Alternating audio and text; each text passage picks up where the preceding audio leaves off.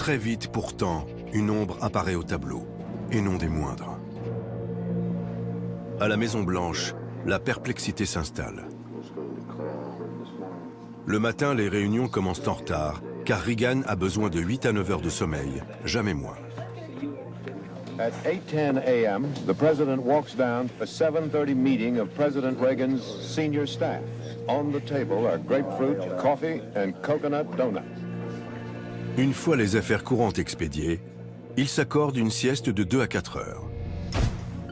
Le mercredi après-midi, relâche, et pas question d'emporter des dossiers quand il rejoint son épouse Nancy dans ses appartements privés. Pire, si Reagan se révèle paresseux, son équipe découvre avec stupeur qu'il n'a aucune conscience de ses responsabilités. Les briefings lui pèsent, les idées complexes l'ennuient. Dans son journal, il note « Je crois qu'on me donne plus d'informations que j'en ai vraiment besoin. Mon cerveau est incapable d'en emmagasiner autant. J'en ai marre de bûcher comme un écolier. » Les communicants de la Maison-Blanche veillent à le montrer actif, courant entre deux réunions, dossier en main, toujours dans l'échange, en vrai chef d'équipe. Good morning, all. Everyone looks very bright and happy. Since the agenda is mainly concerned with the economic program, though, try not to smile too much. Mais ces défaillances ne tardent pas à s'imposer. Now, Mr. President, I would like to say that I am not one to shrink from a tough task. But I must also say, and I think every cabinet member here will agree with me, that the goals that you gave us are extraordinarily difficult to reconcile. David Stockman, son conseiller économique, confiera « Le nouveau président se contentait de hocher la tête et de sourire. Parfois, il disait « Une grande tâche nous attend », sans finir sa phrase. Il ne donnait aucune instruction et ne posait jamais de questions.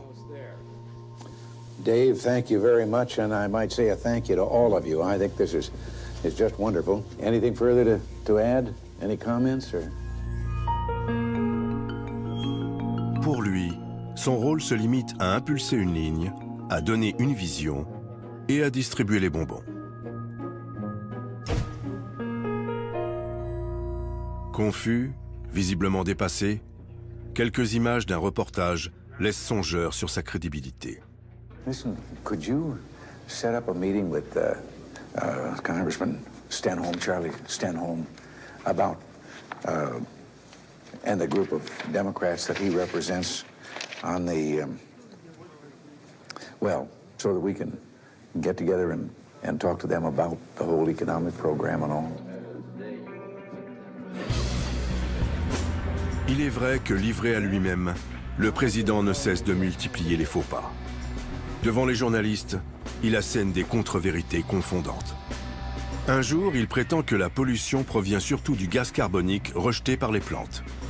Un autre, qu'un missile en vol peut être rappelé. Ou encore que l'Amérique a des réserves de pétrole supérieures à celles de l'Arabie Saoudite. Les émissions satiriques s'en donnent à cœur joie. What is the difference between being an actor and being the president? Well, one goes in front of a camera and wears a lot of makeup and reads lines that others have written for him and pretends to be somebody he's not. The other one makes movies.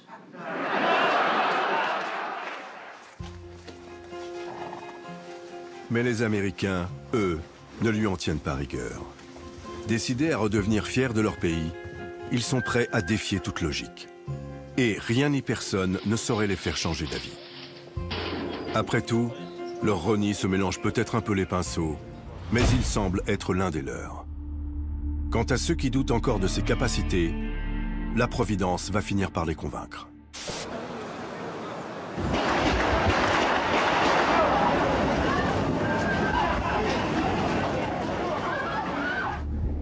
Le 30 mars 1981, Reagan est victime d'un attentat.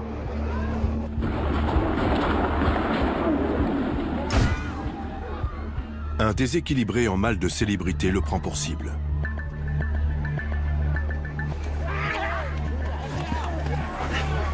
la balle s'est figée à proximité du cœur. 17 ans après l'assassinat de Kennedy, l'Amérique retient son souffle.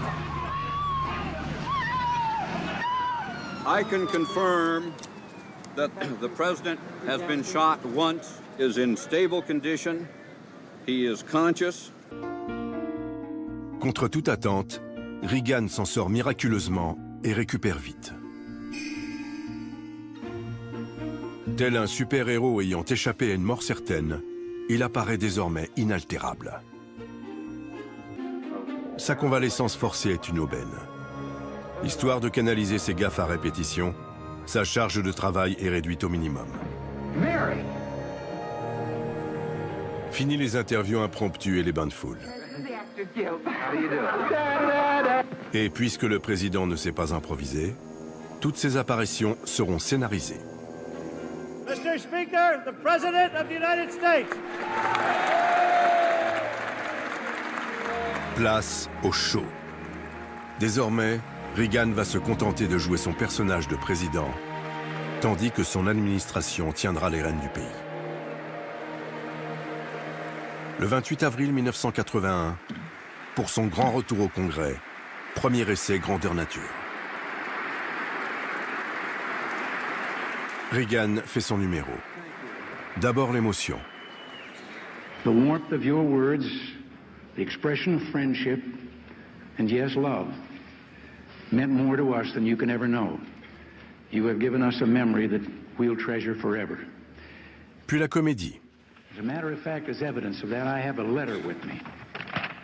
The letter came from Peter Sweeney. He's in the 2nd grade in the Riverside School in Rockville Center.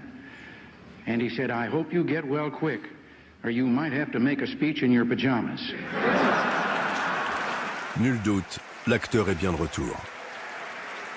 Mais le chef d'État, lui, n'a rien oublié de ses convictions. Ce même jour, entre deux boutades savamment orchestrées, il rappelle que son plan de relance de l'économie fait toujours partie du scénario. L'heure est venue de passer aux choses sérieuses. I think you've shown that you know the one sure way to continue the inflationary spiral is to fall back into the predictable patterns of old economic practices. Isn't it time that we tried something new?